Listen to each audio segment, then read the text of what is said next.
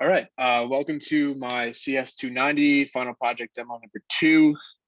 Just gonna get right into it. So this is a completely new tab I've added for mountains detail.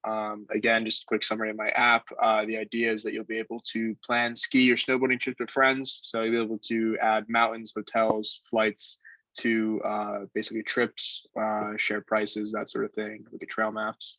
So yeah, so I have this button, get mountain data. What this is going to do is fetch a lot of basic, I'm calling it meta mountain data for all of the mountains available on onthesnow.com, which is basically a snowboarding and ski website that provides me a lot of this data through an API. So you can see this is the name of the resort, lift count, trail difficulty distribution, and then as percentages.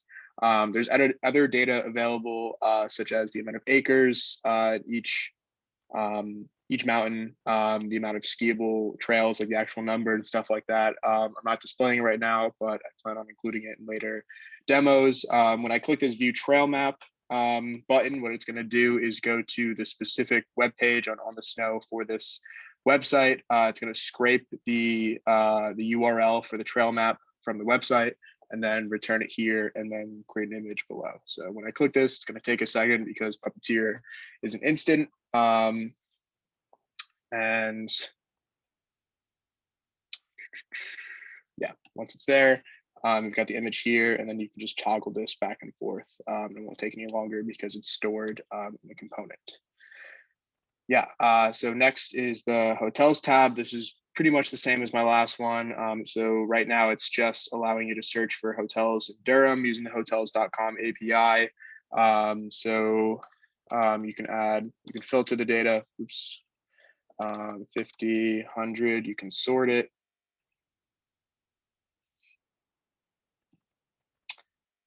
There we go. Not sure why it didn't let me click there. You can get filtered data. It's going to take a second. And again, this is fetching it from hotels.com API. It'll sort it and you can see all of this. You can show more details. Right now, it's just showing the star rating and the address. There's additional data in there, such as the like reviews, that sort of thing, but not displaying that right now, just showing the basics on the front end. You can also fetch all of them. So we'll do another fetch and you can see this number change here from 12 to 25. Also showing some computed values here. These are empty right now, but they'll be filled in by demo number 3 next week. And the last thing I have to show is on the back end for the flights tab. So I just have the URL just handy right here. So what this is going to do is fetch flight quotes. You can see the parameters here in the URL. So it's going to fetch the minimum price quote for a flight from LAX to DTW from June 21st to June 8th. So when I press enter here, you'll see the quote here. Minimum price is $65. You can see the ID, which will be eventually used to build the actual URL for the user to go and actually buy their hotel. It also gives you the carrier, that sort of thing. More detailed information about both airports. So I can also change this.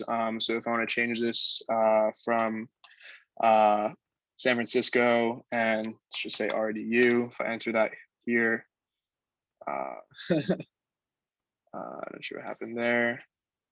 Oh, SFO, San Francisco. There we go. Okay, cool. Yeah, you'll see min price 101 there, Raleigh Durham, San Francisco.